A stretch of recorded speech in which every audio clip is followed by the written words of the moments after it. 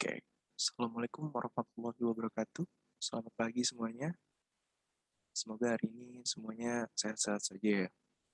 Nah, hari ini saya akan membagikan atau memberikan kisi-kisi tentang untuk UTS atau PTS semester ganjil ini ya.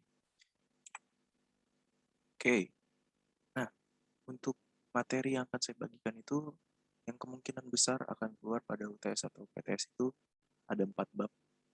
Yang pertama itu pasti sikap dan perilaku wirausaha, kedua peluang usaha, ketiga haki atau hak atas kekayaan intelektual, dan yang keempat itu peluang usaha. Semuanya sudah kita pelajari sebelumnya ya. Saya akan mengulas kembali saja yang kemungkinan akan keluar pada soal-soal TS. Yang pertama kita pahamin dulu pengertian dari wirausaha. Wirausaha ini berasal dari dua kata yang berbeda. Yang pertama ada wira dan usaha. Wira, wira, wira sendiri ini berartikan sebuah, bukan sebuah, berartikan pejuang atau pahlawan atau manusia unggul atau berbudi luhur, banyak artinya lah. Kata wira ini juga digunakan dalam kata perwira. Nah, sedangkan usaha berarti perbuatan atau eh, keinginan untuk mencapai sebuah tujuan. Jadi secara harfiahnya itu wirausaha adalah pejuang atau pahlawan yang melakukan sebuah perbuatan untuk mencapai tujuan. Seorang wirausaha adalah orang yang mampu menciptakan dan merancang suatu gagasan menjadi sebuah realita atau menjadi kenyataan. Seperti itu. Lalu selanjutnya ada karakter yang harus dimiliki oleh wirausaha. Jadi yang pertama itu harus kreatif. Jadi kemampuan seseorang untuk menggunakan sumber daya yang dimiliki untuk menghasilkan pola pikir dan tindakan yang berbeda. Jadi bahan apapun, bukan apapun, maksudnya bahan yang tersedia minim, nah itu kalian bisa pikirkan atau bisa kalian gunakan untuk menjadi sebuah produk atau apa dengan budget yang minim dan bentuknya kreatif gitu atau unik. Lalu yang kedua ada inovatif. Jadi proses menghasilkan suatu gagasan atau penemuan baru yang dapat diterima atau dijual ke masyarakat. Ini suatu produk atau makanan atau apa ya, atau benda apa yang kalian ingin jual dengan inovasi-inovasi yang terbaru atau yang belum ada, yang jarang di luar sana atau bahkan belum ada yang berpikiran atau membuat seperti kalian. Lalu yang ketiga ada berani. Jadi seorang wirausaha itu harus memiliki sifat berani dalam mengambil keputusan dan juga berani dalam mengambil resiko, tentunya dengan perhitungan yang cermat. Perhitungan yang cermat ini maksudnya tidak gegabah ya. Jadi kalian walaupun kalian berani tetapi harus kalian pikirkan dengan matang-matang dan kalian baru berani mengambil keputusan itu dengan resiko yang sudah kalian tahu atau kalian pikirkan seperti itu. Lalu yang keempat adalah kepemimpinan. Jadi kepemimpinan ini berarti itu seorang wirausaha harus bisa mengelola atau mengatur bisnisnya dalam untuk mencapai tujuannya. Jadi harus harus bisa memimpin, entah misalkan kalian sudah mempunyai karyawan atau pekerja-pekerjanya, kalian harus bisa memimpin itu, mengelola itu seperti itu. Yang kelima ada mampu berkomunikasi. Jadi wirausaha ini harus mampu menyampaikan gagasan atau pesan baik secara internal kepada karyawan atau secara eksternal kepada mitra usaha atau yang sedang bekerja sama dengan kita. Lalu yang keenam ada kerjasama. Nah, kemampuan ini untuk menjalin hubungan baik dengan beberapa pihak dalam menjalankan usahanya. Nah, kerjasama ini ada sangkut pautnya dengan komunikasi. Semuanya bersangkut pautan, tetapi kerjasama ini ada sangkut pautnya dengan mampu berkomunikasi karena komunikasi ini adalah jembatannya dari kerjasama atau untuk bekerja sama seperti itu, bekerja sama dengan baik, tidak sampai membuat mitra usaha kita ini berpikir, wah kayaknya kurang enak nih kerja sama dengan uh, pihak ini. Nah, jangan sampai seperti itu. Kalian harus berkomunikasi dengan baik, belajar berkomunikasi dengan baik, itu kuncinya di situ. Lalu ada mandiri. Seorang wirausaha adalah pribadi yang mandiri, tidak menggantungkan masa depannya pada orang lain. Jadi kalian harus benar-benar mandiri, tidak tidak memikirkan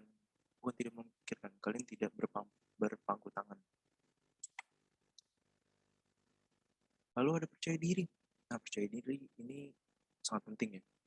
Rasa percaya diri ini yang menyebabkan kita tuh mantap dalam melangkah atau mewujudkan impian, atau ini ada korelasinya dengan berani ya. Nah ini misalkan kalian ingin mengambil keputusan, ini ada sangkut pautnya dengan percaya diri. Kalian harus percaya diri untuk mengambil keputusan ini atau melangkah ke selanjutnya gitu, atau step-step selanjutnya untuk mencapai impiannya. Lalu yang kesembilan ada jujur. Jujur ini merupakan fondasi atau akar dari semua karakter. Jika seorang wirausahawan tidak memiliki kejujuran ini, ya sama aja, nggak ada artinya gitu semuanya. Yang penting tuh kalian harus jujur. Lalu pantang menyerah. Nah, karakter pantang menyerah ini penting banget saat menghadapi segala resiko kegagalan ya, terutama dalam proses dinamika menjalankan usaha banyak lika-likunya pasti kan. Jadi kegagalan satu, kegagalan berikutnya, gagal itu bukan bukan suatu hal yang harus misalkan kalian sudah gagal sekali, kalian udahlah nyerah gitu, cari yang lain gitu. Nah, nggak bisa gitu. Misalkan kalian gagal, harus kalian coba terus, pasti ada jalannya gitu. Nah, ini misalkan kalian menyerah, kalian bukan sifat yang harus kalian apa ya, tekankan dalam diri kalian. Menyerah itu tidak baik, apalagi misalkan kalian ingin berwirausaha seperti itu. Nah, selanjutnya ini karakter wirausaha menurut By Greer. Dia ada 10 karakter, ada dream atau mimpi, memiliki keinginan untuk mewujudkan impian di masa yang mendatang. Ada decisiveness, jadi mampu membuat keputusan secara cepat. Ada doers, melakukan tindak lanjut terhadap keputusan yang sudah diambil. Determination, melakukan kegiatan dengan penuh perhatian, tanggung jawab, pantang menyerah. Lalu ada dedication, memiliki dedikasi yang sangat tinggi dan rela berkorban untuk wirausahanya atau untuk usaha kalian. Lalu ada devotion, tidak mengenal lelah, fokus dalam memperhatikan bisnisnya. Details, nah, mampu menganalisis secara rinci sampai ke hal-hal kecil. Attention to details itu lumayan penting. Lalu destiny, mampu merumuskan tujuan yang hendak dicapai. Lalu ada dollars. Nah, untuk uang ini bukan semata-mata tujuan utama ya. Itu kalian harus ingat. Lalu selanjutnya ada distribute, mampu mendistribusikan atau membagi tugas, wewenang, dan kepemilikan kepada orang lain atau karyawan-karyawan. Nah, kita masuk ke manfaat wirausaha. Apa aja sih manfaat jika kita berwirausaha? Yang pertama itu bisa menciptakan lapangan pekerjaan baru dan pastinya membantu orang lain otomatis ya. Jika kalian membuat suatu lapangan pekerjaan baru, pasti kan kalian membutuhkan pekerja gitu atau karyawan. Itu pasti ya, banyak yang kalian bantu kasar seperti itu. Lalu yang kedua, memiliki kebebasan mencapai tujuan usahanya. Nah, tujuan ini kalian bisa rancang atau kalian membuat stepnya dengan keinginan kalian. Kalian tahu porsinya kalian di mana. Jadi kalian paham lah diri kalian tuh seperti apa, dan kalian bebas mencapainya seperti apa. Nah, lalu yang ketiga ada tidak terikat pada waktu. Itu udah pasti ya, kalau kalian tuh ownernya, kalian pemiliknya sendiri. Lalu yang keempat, memiliki kesempatan menunjukkan kemampuan dan potensi diri. Nah, kalian tuh bisa kalian memiliki kalian jago untuk mendesain. Nah, kemampuan itu kalian bisa tuangkan untuk mendesain produk atau membuat bentuk produk itu seunik mungkin atau semenarik mungkin. Nah, itu kalian bisa tuangkan ke dalam situ. Lalu memperoleh manfaat dan laba yang maksimal. Ini udah pasti ya. Lanjut ya. Kita lanjut. Nah, ini ada aspek-aspek kerja prestatif. Yang pertama itu kerja ikhlas. Nah, kerja ikhlas ini adalah bekerja dengan baik, bersungguh-sungguh ya, pasti, karena kita ikhlas menjalankannya. Dan dapat menghasilkan sesuatu yang baik dengan dilandasi hati yang tulus, ya, dengan ikhlas. Dan yang kedua ada kerja mawas diri. Kerja mawas diri ini bisa diartikan tidak tergesa-gesa dalam mengambil suatu tindakan atau keputusan dan tidak mudah terpancing oleh suasana atau uh, suatu masalah gitu dalam menerima suatu kritikan maupun pujian seperti itu. Lalu ada kerja cerdas. Nah, kerja cerdas sendiri ini bekerja dengan menggunakan pikiran yang tajam, cepat, tepat dalam menerima dan menanggapi ataupun menentukan sikap dan perbuatan. Lalu ada kerja keras. Kerja keras ini berarti bekerja dengan menggunakan sumber daya secara optimal, tapi uh, sumber dayanya itu minim atau yang kalian punya itu sekalian optimalkan. Lalu kerja tuntas. Nah, apa sih kerja tuntas ini? Nah, kerja yang tidak setengah-setengah. Jadi kalian mampu mengorganisasikannya bagian usaha secara terpadu dari awal sampai akhir sampai dapat hasil yang maksimal. Seperti itu. Oke, kita masuk ke bab 2. Untuk bab satunya mungkin segitu ya, kurang lebih yang akan keluar nantinya. Sebagian besar mungkin, kemungkinan. Lalu untuk bab 2, peluang usaha. Jadi, oke, seorang wirausaha ini tadi sudah kita bahas, jadi harus berpikir tentang seperti apa peluang usaha yang baik itu. Jadi, bukan hanya sekedar karakter yang kita punya, tapi kalian harus memiliki analisis terhadap peluang apa yang bisa kita ambil untuk usaha kita. Nah, ciri-cirinya ada nih. Yang pertama itu bersifat orisinil. Lalu yang kedua harus mengantisipasi suatu perubahan dan persaingan dari kebutuhan pasarnya itu sendiri. Lalu yang ketiga ada sesuai dengan minat. Nah, kalian juga harus into dalam memilih memilih suatu usaha. Jika kalian tidak memiliki rasa minat, itu bisa jadi kalian menjalankannya itu tidak sepenuh hati. Lalu ada tingkat kelayakan usaha teruji. Yang keempat bersifat ide kreatif. Nah, ini kreatif ini penting ya. Jadi dapat menarik banyak attention dari luaran sana atau dari pasar. Ini bisa menjadi suatu kunci gitu. Ada keyakinan untuk mewujudkannya. Kalian tuh harus yakin untuk menjalankan usaha atau bisnis yang kalian ingin jalankan.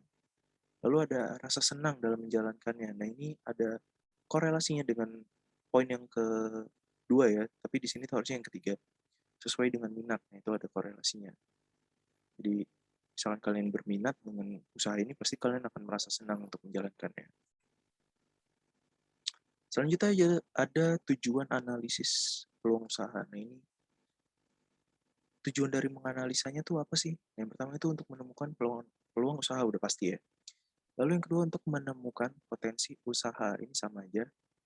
Ini kalau potensi ini lebih ke persentase. Jadi usaha ini berpotensi untuk kedepannya tuh akan lebih maju atau tidak nih itu potensi. Lalu yang ketiga untuk mengetahui besarnya potensi usaha yang tersedia. Yang keempat untuk mengetahui berapa lama usaha yang bertahan. Kalau bisa long lasting ya, di jangka panjang. Nah kalau inovasi menurut Kuratko itu ada empat. Yang pertama invensi atau suatu penemuan baru. Lalu ekstensi atau pengembangan dari yang sudah ada sebelumnya dikembangkan lagi menjadi produk yang lebih menarik atau lebih baru mungkin. Lalu duplikasi, penggandaan atau memperbanyak produk yang sudah ada dan terkenal. Lalu yang keempat ada sintesis atau penggabungan atau mengkombinasikan konsep dan formula yang sudah ada menjadi formula yang baru. Itu sintesis. Nah, ini ada pendekatan analisis peluang usaha yang kita bahas di sini ada analisa SWOT. Nah, SWOT ini untuk mengetahui faktor internal dan faktor eksternal dari suatu perusahaan. Nah, faktor internal ini ada strength atau kelebihan dari perusahaan tersebut ya, atau kekuatannya itu apa dari perusahaan tersebut. Weakness atau kelemahannya. Nah, kalau dari faktor eksternalnya atau opportunity dan threats, itu tuh opportunity itu peluang untuk mengembangkan usahanya. Jadi apa sih yang bisa dikembangkan dari perusahaan ini? Misalkan perusahaan ini sudah menjual uh, produk segelas, let's say seperti itu ya, gelas. Nah, opportunity dari perusahaan ini bisa saja menjual uh, sebuah piring dengan bahan yang sudah dipunya. Jadi melebarkan sayapnya lagi, membuat produk baru dengan bahan yang sudah ada mungkin seperti itu. Atau nama yang sudah ada dan bisa saja itu masih ada kesinambungan dengan produk sebelumnya. Seperti itu opportunity ya. Lalu ada threat atau ancaman atau gangguan dari atau bisa jadi uh, usaha apa bisnis lain atau pengusaha lain itu bisa jadi suatu ancaman atau gangguan seperti itu. Lalu kita masuk ke bab ketiga nih. Bab keduanya sudah, kita masuk ke bab tiga. Bab tiga ini hak atas kekayaan intelektual atau haki ya biasanya disebutnya. Nah, kalau menurut Ismail Saleh sendiri, haki ini pengakuan dan penghargaan pada seseorang atau badan hukum atas penemuan atau penciptaan karya intelektual mereka dengan memberikan hak-hak khusus bagi mereka, baik yang bersifat sosial maupun ekonomis. Sedangkan menurut Bambang Kesowo, haki ini adalah hak atas kekayaan yang timbul atau lahir karena kemampuan intelektual manusia itu sendiri. Gitu. Nah, tujuan haki sendiri ada beberapa. Yang pertama itu mencegah adanya kemungkinan pelanggaran haki milik orang lain. Jadi hak ini mencegah orang lain itu melanggar hak dari orang lain gitu. Dan yang kedua meningkatkan daya saing dan uh, pangsa pasar. Lalu bisa menjadikan sebagai bahan pertimbangan dalam menentukan sebuah strategi penelitian bisnis atau industri di Indonesia itu sendiri. Nah, selanjutnya itu ada klasifikasi hak kekayaan intelektual. Lalu yang pertama ini hak kekayaan industri. Jadi ada dua ya, hak kekayaan industri dan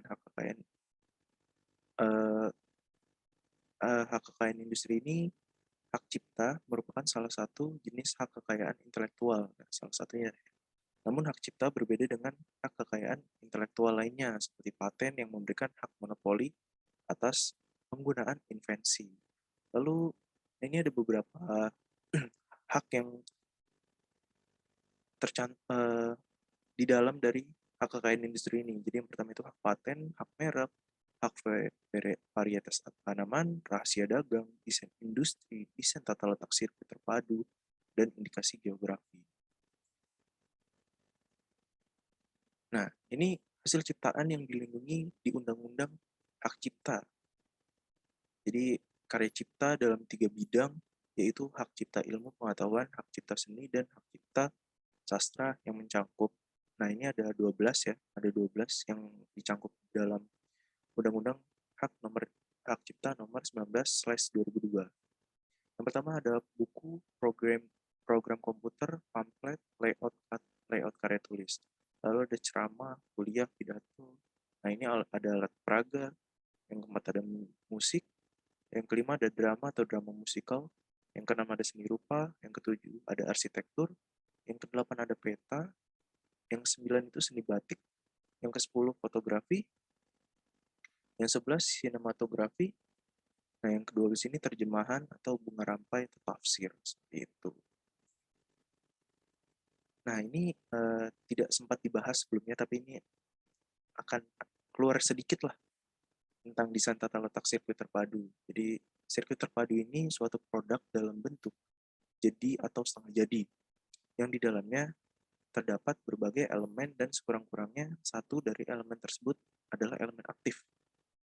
Jadi yang sebagian atau seluruhnya itu saling berkaitan serta dibentuk secara terpadu di dalam sebuah bahan semikonduktor yang dimaksudkan untuk menghasilkan fungsi elektronik seperti itu. Nah, ini ada peraturan hukum dalam haki. Jadi peraturan hukum di haki di Indonesia ini ada banyak ya. Jadi yang ada 7 nih. Jadi Undang-Undang nomor 19 tahun 2002 tentang hak cipta ya tadi ya. Nah, yang kedua, nomor 14 tahun 2001 tentang paten, lalu nomor 15 tahun 2001 tentang merek, nomor 29 tahun 2000 tentang varietas tanaman, dan nomor 30 tahun 2000 tentang rahasia dagang, nomor 31 tahun 2000 itu tentang desain industri, nomor 32 tahun 2000 tentang desain tata letak sirkuit terpadu. Ini harus dihafali ya, kemungkinan akan ada yang keluar undang-undangnya. Lanjut, syarat karya intelektual yang dapat dipatenkan.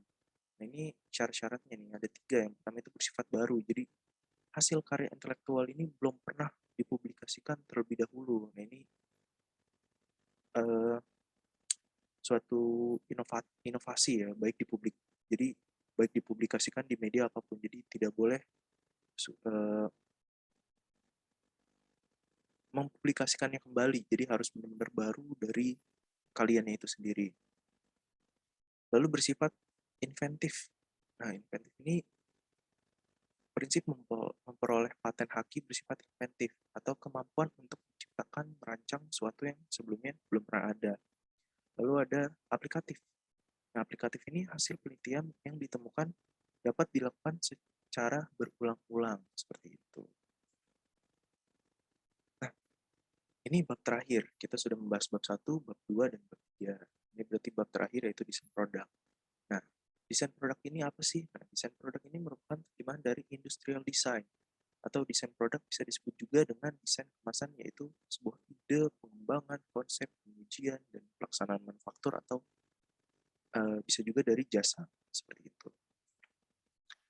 Nah, apa sih fungsi dari kemasan produk ini? Jadi, ada fungsi produktif yang pertama. Nah, itu berkenaan dengan proteksi produk atau perbedaan iklim, prasarana transportasi, saluran distribusi yang semua berimbas pada pengemasannya. Dan dengan pengemasan protektif ini, para konsumen tidak perlu harus menanggung risiko pembelian produk rusak atau cacat. Nah, yang kedua ada fungsi promosional. Di peran kemasan pada umumnya itu dibatasi pada perlindungan produk, namun kemasan juga digunakan sebagai sarana promosi. Jadi selain berfungsi sebagai media pemasaran, kemasan juga memiliki fungsi-fungsi lainnya nih. Ada yang pertama itu sebagai pelindung, memperkuat cita produk, dan kombinasi atau keduanya, seperti itu. Lalu ada klasifikasi kemasan. Jadi ada berdasarkan struktur sistem kemas. Nah, klasifikasi kemasan berdasarkan kontak produk dengan kemasan atau berdasarkan letak suatu bahan kemas di dalam sistem kemasan secara keseluruhan. Nah, dibedakan menjadi 3. Yang pertama ada kemasan primer, atau kemasan yang membungkus langsung bahan pangan atau menyentuh langsung bahan pangan. Lalu ada kemasan sekunder. Nah, kemasan sekunder ini berfungsi untuk melindungi kelompok-kelompok kemasan lainnya, yang terutama kemasan primer dan bahan pangannya itu sendiri. Lalu kemasan tersier, yaitu kemasan untuk mengemas setelah kemasan primer dan sekunder.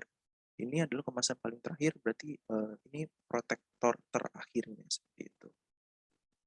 Nah, ini ada contoh-contohnya. Nah, kemasan primer nih. Kemasan primernya ini daun pisangnya ini. Nah, ini kemasan primer yang membungkus tempenya, dia langsung menyentuh pada bahan pangannya. Lalu kemasan sekunder. Kemasan sekundernya ini kemasan sekundernya itu botolnya ya. Botol lalu dikasih paper bag. Nah, itu paper bagnya ini kemasan sekunder. Jadi botolnya ini yang menyentuh air, bahan pangannya, lalu di cover lagi oleh kemasan sekunder. Lalu yang terakhir kemasan tersier. Nah, kemasan tersier ini setelah misalkan sudah memakai paper bag, lalu dimasukkan ke dalam kardus, ini adalah protektor terakhirnya. Itu kemasan tersier yang mencakup dari bahan pangan, kemasan primer, dan kemasan sekundernya itu sendiri. Lalu yang kedua ada berdasarkan sifat kekakuan bahan kemasan. Nah, ini pertama ada kemasan fleksibel, atau yang kemasan itu mudah dilenturkan tanpa adanya retak atau patah atau pecah. Dan ini relatif tipis bahan.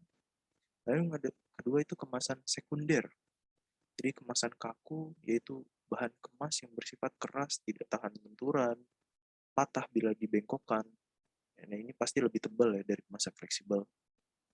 Lalu kemasan tersier, kemasan semi kaku dan semi fleksibel, yaitu bahan kemas yang memiliki sifat antara kemasan fleksibel dan kemasan kaku. Jadi ini di tengah-tengahnya. Nah, ini ada contoh-contohnya. Yang pertama itu ada kemasan fleksibel itu seperti yang ciki-ciki itu kemasan fleksibel ya. Ciki seperti itu kemasan fleksibel yang mudah dihancurkan atau dibentuk-bentuk, mudah diremas. Fleksibel, lalu kemasan kaku.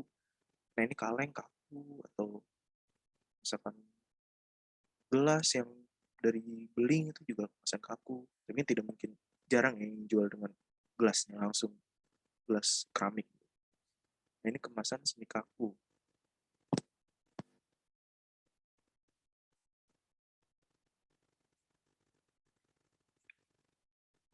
Lalu ada berdasarkan sifat perlindungan terhadap lingkungan. Yang pertama ini ada hermetis. Hermetis ini kemasan yang secara sempurna tidak dapat dilalui oleh gas, udara, maupun air. Gitu. Hingga kemasan ini dapat dimasukkan tidak dapat dimasukkan oleh bakteri, ragi, atau debu sekalipun. Lalu ada kemasan tahan cahaya. Jadi kemasan tahan cahaya ini adalah wadah yang tidak bersifat transparan. Lalu kemasan tahan suhu tinggi. Nah, kemasan tahan suhu tinggi ini yaitu kemasan untuk bahan yang memerlukan proses pemanasan atau pasteurisasi dan sterilisasi, umumnya terbuat dari logam atau gelas. Nah, bentuknya seperti ini ya. Untuk kemasan hermetis bisa menggunakan salah satunya itu kaleng. Contohnya itu kaleng. Lalu kemasan tahan cahaya ini seperti yang apa ya? Bentuknya itu bukan bentuk bahan itu seperti kayak styrofoam tapi lebih mudah dibentuk, lebih mudah dibentuk ya. Lalu yang terakhir ini kemasan tahan suhu tinggi. Nah, ini aluminium foil. Nah, itu contohnya itu aluminium foil atau logam. Nah, itu bisa juga ataupun gelas. Nah, kita udah sampai nih di akhir materi.